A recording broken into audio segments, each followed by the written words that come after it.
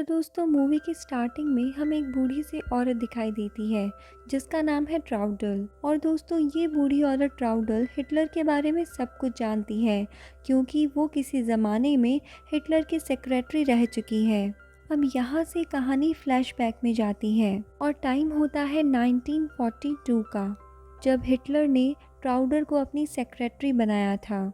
दोस्तों ये वो समय था जब वर्ल्ड वॉर टू शुरू हो चुका था। अब 2.5 साल बाद के उस बर्लिन शहर को दिखाया जाता है जो उस समय की जर्मनी की राजधानी था और किसी समय ये शहर बहुत सुंदर हुआ करता था। लेकिन अब वहाँ पर सिर्फ टूटी फूटी इमारतें हैं, साथ ही यहाँ पर आर्टिलरी फायर्स भी हो रहे होते हैं। और इस बात से हिटलर बहुत परेशान हो जाता है। उसका आर्मी ऑफिसर उसे बताता है कि रशियन फौज हमसे बस 12 किलोमीटर की दूरी पर है और वो कभी भी हमारे शहर के अंदर पहुंच सकते हैं। अब दोस्तों इसके बाद बर्लिन शहर के जितने भी सरकारी दफ्तर हैं उनके कागज़ों को जला दिया जाता है और वहाँ पर जितनी भी आर्मी होती है सब की सब वहाँ से निकल जाती है। और दोस्तों आज हिटलर का 56वां बर्थडे भी होता है और उसके बर्थडे पर उससे मिलने बड़े बड़े आर्मी ऑफिसर्स आते हैं। और उन्हीं में से एक ऑफिसर हिटलर को कहता है कि आपको बर्लिन छोड़कर चले जाना चाहिए, आप पॉलिटिक्स यूज़ करो ताकि आप अपनी जान बचा सको। जिस पर हिटलर रिप्लाई करता है कि मैं बर्लिन छोड़कर कहीं नहीं जाऊंगा, और रही पॉलिटिक्स की बात तो मेरे मरने के बाद चाहे जितनी पॉलिटिक्स करना। और इतना कहकर हिटलर वहाँ से चला जाता है। हिटलर यहाँ से अपने आर्किटेक्ट के पास जाता है जहाँ बर्लिन शहर का नया मॉडल तैयार है। दरअसल दोस्तों हिटलर बर्लिन शहर को दुनिया का सबसे नायाब और सुंदर शहर बनाना चाहता था। हिटलर कहता है कि एक बार बस हम ये जंग जीत जाएं, हम बर्लिन से सारा मलबा बाहर निकाल देंगे और हम बर्लिन को हूबहू इस मॉडल के जैसा ही रूप देंगे। दोस्तों इस समय हिटलर के आसपास उसके बहुत खास आदमी ही होते हैं जो बहुत अच्छे से जानते हैं कि वो लोग ये जंग हार चुके हैं, और इसीलिए वो हिटलर से कहते हैं कि तुम्हें बर्लिन शहर को छोड़ के चले जाना चाहिए। लेकिन हिटलर कहता है कि अगर मेरा अंत सच में लिखा है तो मैं इस अंत को देखना चाहूँगा। अब हमें बर्लिन शहर की स्थिति दिखाई जाती है जहाँ पर सभी लोग बर्लिन शहर को छोड़कर जा रहे हैं क्योंकि उन्हें तो यकीन हो चुका है कि जर्मनी इस जंग में हार चुका है। अब हम देखते हैं हिटलर के कुछ फॉलोवर्स को, जिनमें कुछ जवान और 10-12 साल के बच्चे भी होते हैं। वो इस शहर को छोड़कर नहीं जाना चाहते, बल्कि वो रशिया की फौज का मुकाबला करना चाहते हैं। तभी इन बच्चों में से एक बच्चे का पिता इनके पास आता है और उन्हें बताता है कि रशिया यहाँ पर अपने बड़े बड़े टैंक्स लेकर आएगा और तुम चाहकर भी उनसे नहीं जीत पाओगे। तब उस फादर को एक आर्मी ऑफिसर आके बताता है कि तुम्हारे इतने से बेटे ने 2 रशियन टैंक्स को तबाह किया है और खुद हिटलर अपने हाथों से उसे मेडल देगा। अब वो 10 साल का बच्चा भी उस सिपाही की बात पर यकीन करता है कि हिटलर की यानी कि जर्मनी की जीत होगी, और इसीलिए वो अपने पिता को कायर कह के वहाँ से भाग जाता है। वहीं दूसरी तरफ हिटलर अपने ऑफिसर्स की मीटिंग बुलाता है। वो उन सभी से डिस्कस करता है कि किस तरह से हम अपने शहर को बचा सकते हैं। हालांकि सभी ऑफिसर्स ये बात जानते हैं कि ये इम्पॉसिबल है, लेकिन फिर भी उनमें से एक ऑफिसर बोलता है कि जब रशियन और अमेरिकन आर्मी यहाँ पर आएगी तो हम उनसे पूरी जी जान से लड़ाई करेंगे। लेकिन शहर में 30 लाख और लोग हैं, जिसमें बच्चे, बूढ़े, औरतें सभी शामिल हैं। जिस पर हिटलर का रिप्लाई रहता है कि जंग में सिर्फ सोल्जर्स होते हैं, इसलिए हमें उन लोगों की परवाह नहीं करनी चाहिए। और दोस्तों इस बात से हम देखते हैं कि हिटलर को किसी की भी परवाह नहीं है। वो तो बस इस जंग को जीतना चाहता है और बर्लिन शहर को बचाना चाहता है, जो बिल्कुल भी पॉसिबल नहीं है। लेकिन फिर भी हिटलर अपनी तरफ से सारी कोशिशें कर रहा होता है। वो अपने एक ऑफिसर को अपने पास बुलाता है और कहता है कि जर्मनी की सारी फैसिलिटीज़ को बंद कर दो, यानी कि खाना, पानी, ट्रांसपोर्टेशन, बिजली, सारी सुविधाओं को बंद कर दो ताकि अमेरिकन और रशियन सोल्जर्स यहाँ पर सरवाइव ही ना कर पाएँ। उसका ऑफिसर इस बात पे कहता है कि ऐसा करने से हमारे खुद के लोगों को बहुत तकलीफ होगी, उनकी भी जानें चली जाएगी। जिस पर हिटलर कहता है कि वो लोग तो जंग में भी शामिल नहीं हैं, इसलिए उन्हें जीने का वैसे भी कोई हक नहीं है। अब दोस्तों ये बात तो सब जानते हैं कि अमेरिकन और रशियन सोल्जर्स को रोका नहीं जा सकता, और इसीलिए अब वो शहर के अंदर भी आ चुके हैं और एक एक करके जर्मन के सिपाहियों को मार भी रहे हैं।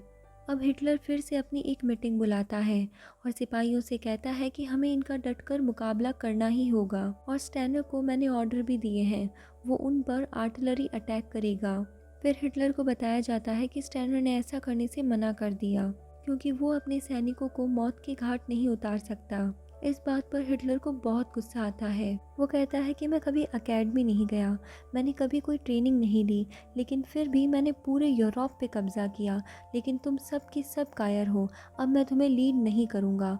और अगर तुम्हें लगता है कि मैं बर्लिन शहर को छोड़कर चला जाऊँगा तो ऐसा कभी भी नहीं होगा। दोस्तों, हिटलर के साथी इस शहर में अब और नहीं रुकना चाहते, लेकिन हिटलर की गर्लफ्रेंड एवा और उसकी सेक्रेटरी ये डिसाइड करती है कि वो हिटलर के साथ ही रुकेंगी, इसके बाद चाहे उनकी जान ही क्यों ना चली जाए। अब दोस्तों, हमें हिटलर के राइट हैंड को दिखाया जाता है जिसका नाम है जोसेफ। अब वो भी अपनी फैमिली के साथ हिटलर के बंकर में आ चुका है। दोस्तों, हिटलर एक बंकर में रहता है और बाहर चारों तरफ बहुत बमबारी हो रही है और इसीलिए जोसेफ अपनी पत्नी और 6 बच्चों के साथ हिटलर के यहाँ रहने आ चुका है। इसके बाद हम हिटलर को देखते हैं जो एक कमरे में अपनी गर्लफ्रेंड एवा, सेक्रेटरी और एक लड़की के साथ बैठा है और यहाँ पर हिटलर इन तीनों को अपने मन की बात बताता है। वो कहता है कि दुश्मन के हाथों में आने से अच्छा मैं खुद को मार लूँ। और दोस्तों, वो ये भी बताता है कि वो अपनी ज़िंदगी का अंत किस तरह से करना चाहेगा। इसके बाद उसकी गर्लफ्रेंड एवा बोलती है कि मैं इस तरह की मौत नहीं चाहती, मैं चाहती हूँ कि मैं मरने के बाद भी सुंदर लगूँ। इसके बाद वो अपनी पॉकेट से एक गोली निकालती है और बताती है कि ये साइनाइड है, इसे खाने के बाद आसानी से ज़िंदगी ख़त्म हो जाती है। अब वहाँ पर बैठी हुई सेक्रेटरी और वो लड़की भी हिटलर से इस गोली की डिमांड करती है, जिसके बाद हिटलर उन दोनों को भी साइनाइड दे देता है और साइनाइड देते हुए कहता है कि इस वक्त में मैं तुम लोगों को इससे ज़्यादा कीमती तोहफा नहीं दे सकता। इसके बाद हिटलर अपने सारे ज़रूरी कागजात जला देता है और अब दिखाया जाता है हिटलर की गर्लफ्रेंड एवा को, जो अपनी सिस्टर को एक लेटर लिख रही होती है। वो उस लेटर में लिखती है कि मेरी ज़िंदगी कभी भी ख़त्म हो सकती है और मैं तुम्हें एक नेकलेस भेज रही हूँ जो मुझे हिटलर ने गिफ्ट दिया था।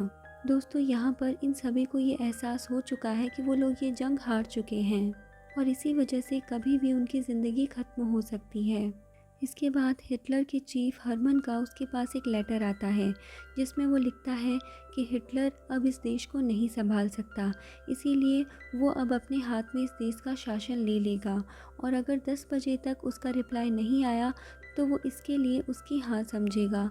अब ये सब कुछ पढ़कर हिटलर को बहुत गुस्सा आता है।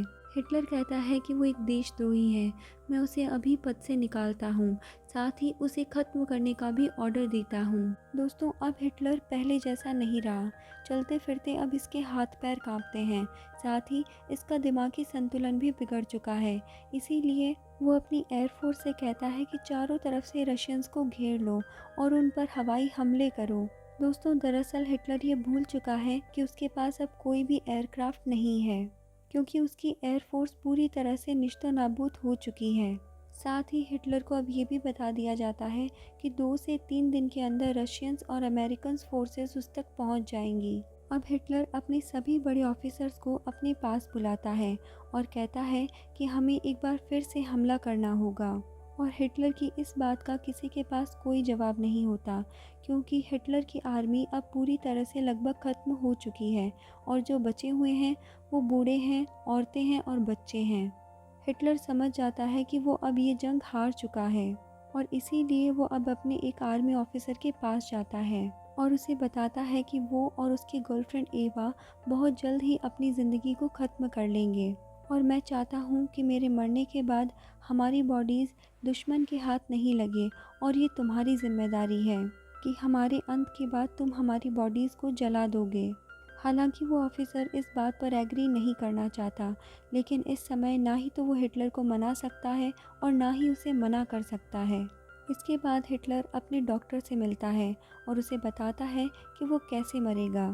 तो डॉक्टर उसे सजेस्ट करता है कि तुम्हारे हाथ बहुत ज़्यादा हिलते हैं, इसीलिए हो सकता है कि जब तुम अपने आप को गोली मारो तो तुम्हारे हाथ हिल जाएं और उस गोली से तुम मरो नहीं, सिर्फ घायल हो जाओ। इसीलिए तुम्हें पहले साइनाइड खाना चाहिए और उसके बाद खुद को गोली मारनी चाहिए, ताकि तुम्हारी 100% और श्योरली मौत हो जाए। दोस्तों, दरअसल हिटलर ने अपने डॉक्टर से कहा था कि वो किसी भी कीमत पर बचना नहीं चाहिए, और इसीलिए उसका डॉक्टर उसे ये सजेस्ट करता है। अब हिटलर सबसे पहले अपने प्रिय डॉग को, जिसका नाम लॉन्डी है, उसे साइनाइड जहर देता है, क्योंकि हिटलर नहीं चाहता कि उसका ब्लॉन्डी उसके बिना इस दुनिया में रहे। अब हिटलर अपना डिनर करने के लिए जाता है, जहां उसके खास लोग होते हैं। डिनर टेबल पर हिटलर से अच्छे से खाना भी नहीं खाया जाता है। वो खाने की टेबल से पहले ही उठ जाता है। दोस्तों, जो हिटलर कभी शेर की तरह दहाड़ा करता था, वो अब अच्छे से खड़ा भी नहीं हो पा रहा है। वो अब बोल देता है सबसे कि अब सब कुछ खत्म हो चुका है और वक्त आ गया है। अब वो बाहर जाकर अपने प्रियजनों से मिलता है। इसके बाद वो अपनी गर्लफ्रेंड एवा से शादी भी कर लेता है। अब वो उसकी वाइफ बन चुकी है। वो उसके साथ कमरे के अंदर चला जाता है और बाहर खड़े सभी लोगों को पता है कि ये रात हिटलर की आखिरी रात है। अब थोड़ी ही देर बाद गोली चलने की आवाज़ आती है, जिसके बाद सब समझ जाते हैं कि हिटलर अब मर चुका है। सब उसके रूम में जाते हैं, उसे कंबल में लपेटकर बाहर लेकर आते हैं और ऊपर ले जाकर उसे एक गड्ढे में रखकर जला देते हैं। अब हिटलर के सिपाही उसे आखिरी श्रद्धांजलि भी देते हैं। अब सोवियत के पास जर्मनी के कुछ बड़े ऑफिसर्स जाते हैं। वो उनके सामने सरेंडर करना चाहते हैं और इसके लिए जर्मनी उसके सामने कुछ शर्तें भी रखता है, लेकिन सोवियत उनकी शर्तों को नहीं मानते, जिसकी वजह से ये जंग अभी भी नहीं रुकती।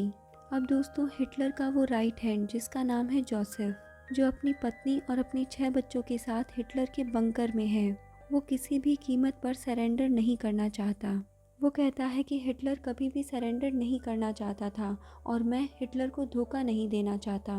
उसके साथी ऑफिसर उसे बताते हैं कि हम जंग में हार चुके हैं और हम चाहे जो भी कर लें, हम रशियंस का, अमेरिकन्स का यानी कि सोवियत यूनियन का कभी भी मुकाबला नहीं कर सकते।